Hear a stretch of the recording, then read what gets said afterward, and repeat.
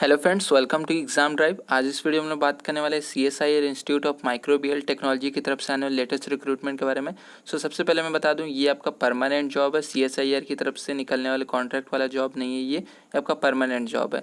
यहाँ पे मैं आपको दिखाना चाहता हूँ, ये वेबसाइट है। यहाँ पे आपको ऑफिशियल वेबसाइट अभी तक यहाँ पर रिलीज़ नहीं किया गया है वेबसाइट पर, बट यहाँ पे आपका शॉर्ट नोटिस रिलीज़ किया जा चुका है। वो शॉर्ट नोटिस नहीं है बल्कि फुल नोटिस ही है, बस यहाँ पे वेबसाइट पे अभी तक अपलोड नहीं हुआ है। तो उसी को हम लोग डिस्कस कर लेंगे, कौन कौन से लोग एलिजिबल है, पूरा रिक्रूटमेंट प्रोसेस क्या होने वाला है। सबसे पहले मैं बता दूँ, यहाँ पे आपको ITI डिप्लोमा और आपको BSc वाले एलिजिबल है। कुछ पोस्ट में यहाँ पे आपको एक्सपीरियंस मांगा गया है। मोस्ट ऑफ द पोस्ट में आपका यहाँ पे एक्सपीरियंस नहीं भी है। ये आपका वेबसाइट का लिंक है, आप चाहे तो इसको कल चेक कर सकते हैं, क्योंकि कल से यहाँ पे नोटिफिकेशन ऑन हो जाएगा और उसका फॉर्म फिलअप भी कल से ही स्टार्ट हो जाएगा। तो मैं आपको डायरेक्ट ले चलता हूँ नोटिफिकेशन पे।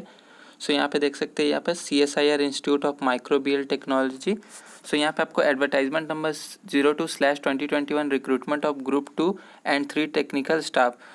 ये आप ध्यान से देख लीजिए, क्योंकि आपको मैं ऑफिशियल वेबसाइट पर भी दिखाऊंगा कि ये आपका ज़रूरी क्यों है। क्योंकि यहाँ पे अगर आप सोचिएगा कि ये अभी तक आया नहीं है, तो आप यहाँ पे देख सकते हो ऑफिशियल वेबसाइट पे recruitment of group 3 and group 2 technical staff. यहाँ पे आप क्लिक करके भी चेक कर सकते हैं, तो आपका यही पेज ओपन होगा, बट यहाँ पे अभी तक अपलोड नहीं किया गया है। यहाँ पे ऑफिशियल वेबसाइट पे भी बता दिया गया है, बस यहाँ पे आपको कल डाला जाएगा, कल से यहाँ पे लिंक ओपन हो जाएगा। यहाँ पे आप देख सकते हैं, यहाँ से आप देख सकते हो ऑनलाइन एप्लीकेशन 1/6/2021 से स्टार्ट होगा और चलेगा 15/7/2021 शाम के 5 बजे तक। सब स्टार्ट कर लेते हैं हम लोग स्टार्टिंग से। तो ग्रुप 3 पोस्ट में आपका यहाँ पे जो पोस्ट कोड है टेक्निकल असिस्टेंट में, टोटल यहाँ पे 3 पोस्ट है। 1 UR के लिए, और यहाँ पे फर्स्ट क्लास BSc साइंस के साथ और 1 साल का आपका एक्सपीरियंस मांगा गया है। तो यहाँ पे आप देख सकते हैं, यहाँ पे आपका ब्रांचेस जो आपका नेक्स्ट यहाँ पे आपको टेक्निकल असिस्टेंट की फिर से पोस्ट है। तो यहाँ पर भी UR में 1 वैकेंसी। यहाँ पर आपको फर्स्ट क्लास डिप्लोमा मांगा गया, बट वो बायोकेमिकल इंजीनियरिंग या बायोकेमिकल टेक्नोलॉजी में है। साथ ही साथ यहाँ पे 2 ईयर्स का आपको एक्सपीरियंस भी मांग लिया गया है। तो जिनके पास एक्सपीरियंस होगा और बायोकेमिकल में आपका इंजीनियरिंग है डिप्लोमा में, वो यहाँ पे एलिजिबल रहेंगे। नेक्स्ट यहाँ पे टेक्निकल असिस्टेंट की फिर से पोस्ट है। UR में सिंगल वैकेंसी, यहाँ पे 1 वैकेंसी है। तो यहाँ पर भी आपको फर्स्ट क्लास डिप्लोमा मांगा गया है, बट यहाँ पे आपको इंस्ट्रूमेंटेशन में मांगा गया है। तो अगर आप इंस्ट्रूमेंटेशन इंजीनियरिंग या फिर इंस्ट्रूमेंटेशन टेक्नोलॉजी से रिलेटेड है तो अप्लाई कर सकते हैं, बट यहाँ पर भी आपको 2 ईयर्स का एक्सपीरियंस मांगा गया है। तो मोस्ट ऑफ द स्टूडेंट यहाँ पे इंस्ट्रूमेंट में होंगे, तो यहाँ पे आपको एक्सपीरियंस हो सकता है उनके पास होगा, बट यहाँ पे बायोकेमिकल में चांसेस कम है। नेक्स्ट यहाँ पे बात कर ले, जूनियर इंजीनियर इलेक्ट्रिकल में एक पोस्ट है, वो भी UR में है। यहाँ पर भी आपको इलेक्ट्रिकल में मांगा गया डिप्लोमा, बट यहाँ पर भी आपको 2 ईयर्स का एक्सपीरियंस मांगा गया है। नेक्स्ट यहाँ पे हम लोग बात कर लेते हैं पोस्ट कोड 5 में। तो यहाँ आपका technician refrigerator and air conditioning mechanic में मांगा गया है। तो यहाँ पे आपको ITI वाले एलिजिबल है, एक पोस्ट है, वो भी UR में है। तो यहाँ पे आप देख सकते हैं 10th प्लस ITI मांगा गया है। अब यहाँ पे आप ध्यान से देखिएगा, ये एसेंशियल एजुकेशनल क्वालिफिकेशन है।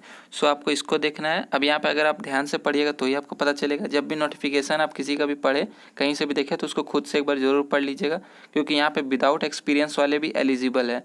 यहाँ देखिए, secondary school certificate / 10th standard with science subjects with minimum 55% marks plus ITI certificate. और तो यहाँ पे ITI सर्टिफिकेट आपके पास है 10th के साथ, तो आप एलिजिबल है। 55% साइंस के साथ आपका 10th है, तो 10th नॉर्मली साइंस के साथ ही होता है। तो 55% मार्क्स होना चाहिए मिनिमम, प्लस आपके पास ITI होना चाहिए। अगर और यहाँ पे लिखा हुआ है तो ये ITI की जगह पे लिखा गया है। तो और में आपको क्या होना चाहिए, यहाँ पे नेशनल स्टेट ट्रेड सर्टिफिकेट का आपका होना चाहिए। तो यहाँ पे नेक्स्ट या फिर और में आपको, या फिर 2 ईयर्स का आपको full time experience as an apprentice trainee. तो 2 साल का अगर आपने अप्रेंटिस किया है तो आप एलिजिबल है, या फिर 2 साल का आपने नेशनल स्टेट ट्रेड सर्टिफिकेट है, NAC जो बोलते हैं, वो आप एलिजिबल है। या फिर अगर आपने ITI नॉर्मली किया है 2 साल का, तो भी आप एलिजिबल है। तो इस बात का ध्यान देंगे, जिनके पास 10th है और ITI है वो दोनों ही एलिजिबल है विदाउट एक्सपीरियंस। तो यहाँ पे आपके पास एक्सपीरियंस की ज़रूरत नहीं, ये 2 ईयर्स है, जो ये आपको अप्रेंटिस ट्रेनी बोला गया है, एक्सपीरियंस नहीं बोला गया है। तो ITI की जगह पर वो, ऐसा नहीं कि आप ITI कर लिए उसके बाद आपको एक्सपीरियंस होना चाहिए, वो चीज़ नहीं, वो चीज़ यहाँ है डिज़ायरेबल में। यहाँ पे आप डिज़ायरेबल में जब देखिएगा तो यहाँ आपको मांगा गया 1 ईयर आपका एक्सपीरियंस है। अगर देख सकते हैं यहाँ पे 1 year apprenticeship in refrigerator and air conditioning mechanic trade.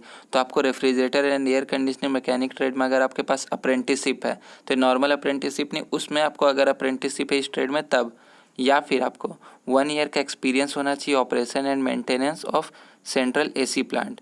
तो आपके ITI के बाद अगर अप्रेंटिस किया है तो आपको यहाँ पे प्रेफरेंस मिलेगा, या फिर आपके पास ITI के बाद डायरेक्ट आपके पास ऑपरेशन एंड मेंटेनेंस में आपका एक्सपीरियंस है 1 ईयर किसी भी इंडस्ट्री में, तो आपको यहाँ पे प्रेफरेंस मिलेगा। तो इस बात का ध्यान देंगे, 10th और ITI एलिजिबल है डायरेक्टली। अगर आपके पास एक्सपीरियंस है 1 ईयर का तो आपको बेटर है, आपको सबसे पहले आप ही को प्रीफर किया जाएगा जॉब के लिए। अब नेक्स्ट इसी तरह से नेक्स्ट नीचे जो है इसी प्रकार से रहेगा, तो आप यहाँ पे भी चेक कर सकते हैं। टेक्नीशियन यहाँ पे information technology and electronic system maintenance में मांगा गया है। यहाँ पर भी आपको पोस्ट एक ही सिंगल वैकेंसी है जो कि UR में कोई भी भर सकता है। तो यहाँ पर भी आपको 10th मांगा गया, 10th प्लस ITI मांगा गया है। ITI की जगह पर अगर आपके पास 2 ईयर्स का अप्रेंटिस है या फिर 2 ईयर्स का आपका NAC सर्टिफिकेट है तो आप एलिजिबल है। तो 10th है या फिर नॉर्मल ITI है तो भी आप एलिजिबल है, कोई टेंशन वाली बात नहीं है। और यहाँ पे आपको प्रोफिशिएंसी मांगा गया है, आपको कंप्यूटर से रिलेटेड लैंग्वेज सब का, तो इसके डिज़ायरेबल है, तो नॉलेज आपको है तो अच्छी बात है। और अगर आपको नॉलेज नहीं तो भी आप अप्लाई कर सकते हैं, बट जिनको नॉलेज होगा उनको प्रेफरेंस मिलेगा। नेक्स्ट यहाँ पे आपको पोस्ट कोड 7 जो है वो टेक्नीशियन है, मेडिकल लेबोरेटरी टेक्नीशियन पैथोलॉजी। तो यहाँ पे 9 पोस्ट है, UR में 5 वैकेंसी है। तो यहाँ पे आप देख सकते हैं अगर आपके पास मेडिकल लेबोरेटरी टेक्नीशियन ट्रेड में यहाँ पर है तो आप यहाँ पे एलिजिबल है।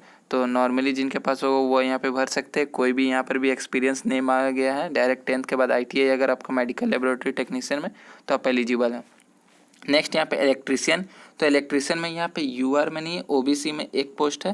तो यहाँ पर आपको मांग दिया गया 10th प्लस ITI डायरेक्टली यहाँ पे लिख दिया गया है।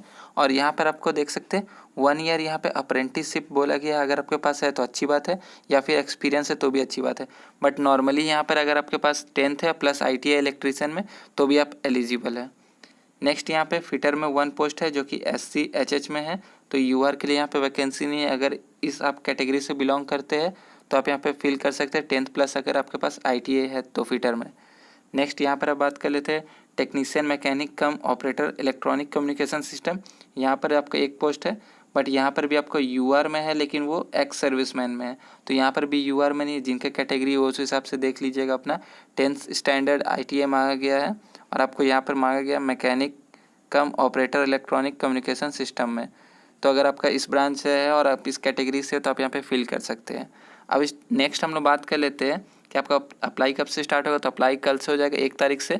एप्लीकेशन फ़ी आपको 500 रुपीज़ रखा गया जनरल के लिए, बाद बाकी कैटेगरी वाले अपने हिसाब से देख सकते हैं। 500 आपका जनरल के लिए लगेगा और OBC के लिए भी 500 ही लगने वाला है। एज एक्सपीरियंस ये सब आपका 15/7/2021 तक काउंट किया जाएगा। अब बात करें सिलेक्शन प्रोसेस की, तो यहाँ सिलेक्शन प्रोसेस आपका रिटन पेपर पे डिपेंड करेगा।